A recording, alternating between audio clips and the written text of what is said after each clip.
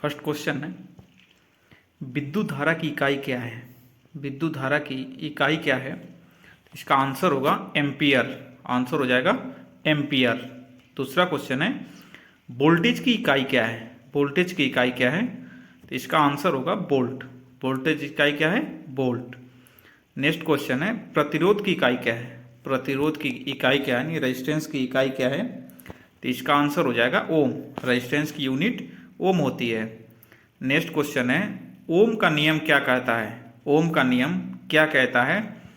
तो इसका सही आंसर होगा V equal to I R. Voltage equal to धारा इंटू प्रतिरोध। ओम का नियम जो होता है V equal to I R, current into resistance. अगला क्वेश्चन, एसी का फुल फॉर्म क्या है। एसी का फुल फॉर्म क्या है?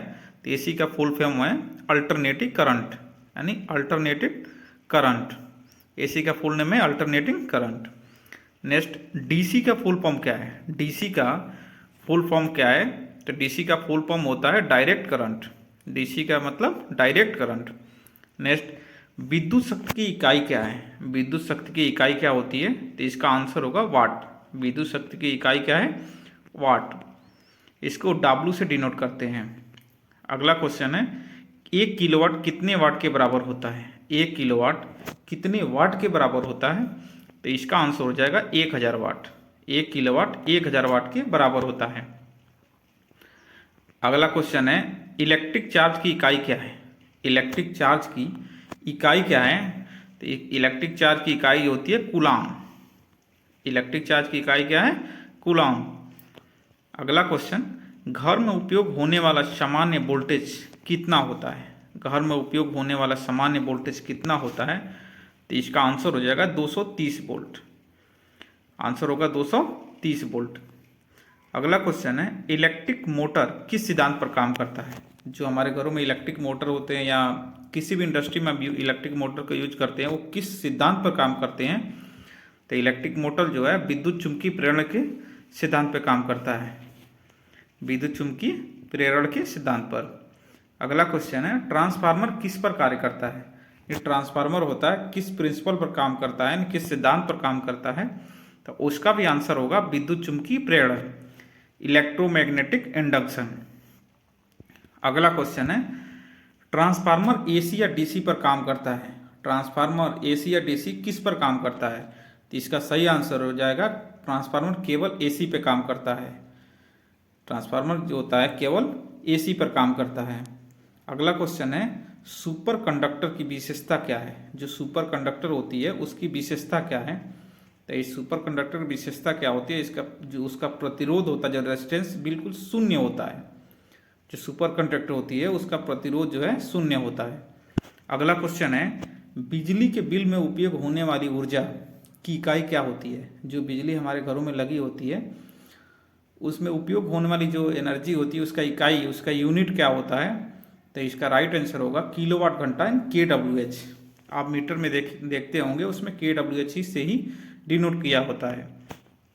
अगला क्वेश्चन है, फ्यूज का कार्य क्या होता है। जो फ्यूज होता है उसका कार्य क्या होता है? तो फ्यूज का कार्य क्या होता है? अधिक धारा प्रवाह होने पर सर्किट को खोल देना, यानी ओवरलोड जब करंट होता है तो फ्यूज का वायर जो होता है वो सर्किट को खोल देता है, यानी फ्यूज वायर जो होता है गल जाता है, जिससे सर्किट हमारी ब्रेक हो जाती है और उसमें लगे सारे जितने सारे हमारे इक्विपमेंट है वो सेव हो जाते हैं।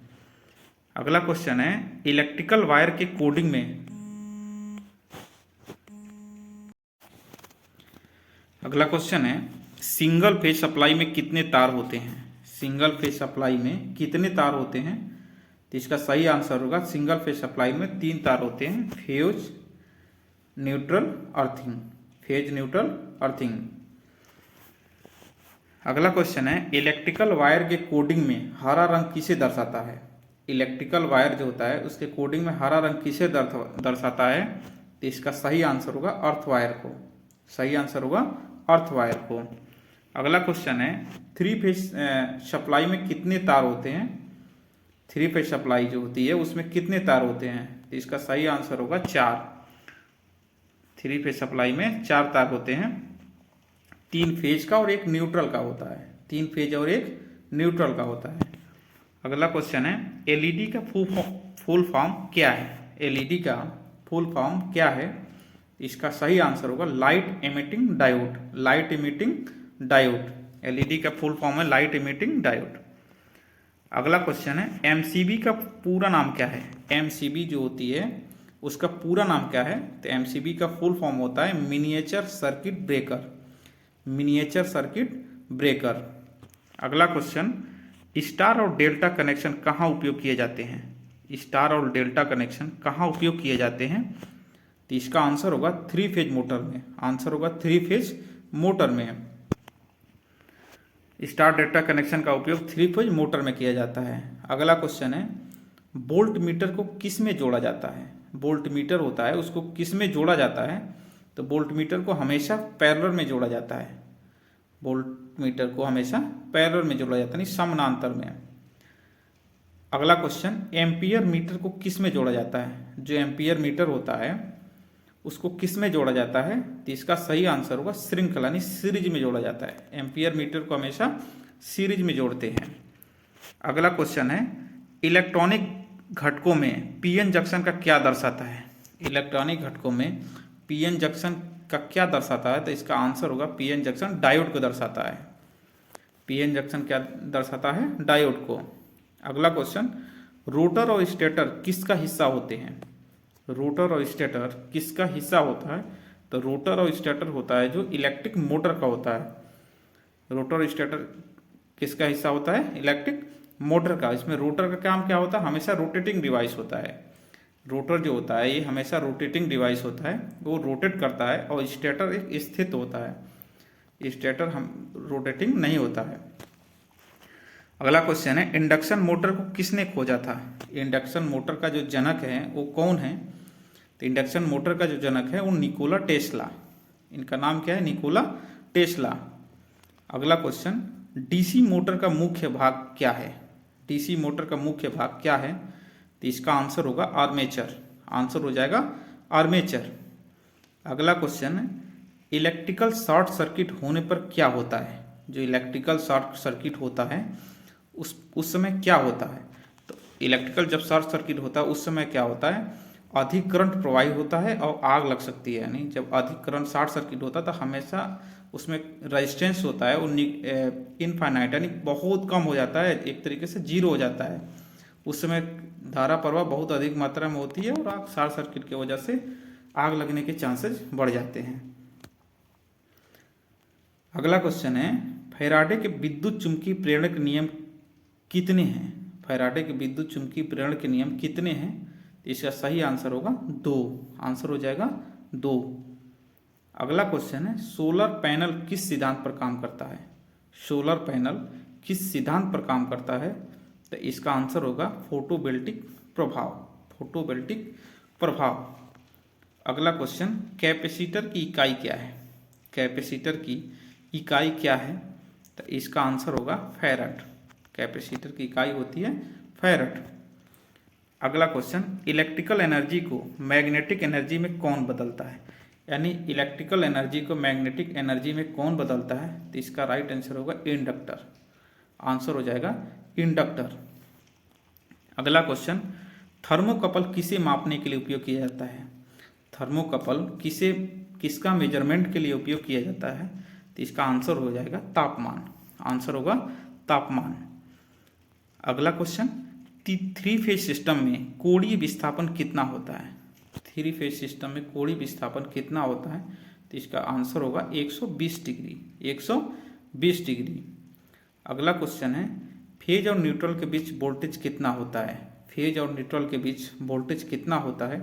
तो इसका आंसर होगा 230 वोल्ट। आंसर हो जाएगा 230 वोल्ट। ये भारत में होता है। अगला क्वेश्चन है फेज के बीच वोल्टेज कितना होता है? जो भारत में फेज और फेज के बीच वोल्टेज कितना होता है? तो इसका आंसर हो जाएगा 415 वोल्ट। 415 वोल्ट। अगला क्वेश्चन है डीसी जनरेटर में कौन सा नियम लागू होता है? डीसी जनरेटर में कौन सा नियम लागू होता है? तो आंसर हो जाएगा फ्लेमिंग के दाएं हाथ का नियम। फ्लेमिंग के दाएं हाथ का नियम। अगला क्वेश्चन, एसी जनरेटर में कौन सा नियम लागू होता है?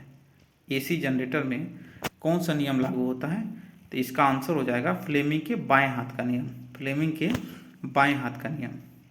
अगला क्वेश्चन है, इलेक्ट्रिकल पावर फैक्टर का मान किसके बीच होता है? इलेक्ट्रिकल पावर फैक्टर का मान किसके बीच होता है? तो आंसर हो जाएगा 0 और 1 के बीच, 0 और 1 के बीच। अगला क्वेश्चन है, अच्छे कंडक्टर की विशेषता क्या होती है? अच्छे कंडक्टर जो होता है उसकी विशेषता क्या होती है? तो इसका सही आंसर होगा कम प्रतिरोध और उच्च चालकता। जो उसकी कंडक्टिविटी हमेशा हाई होती है और रेजिस्टेंस जो होता है उसका हमेशा कम होता है।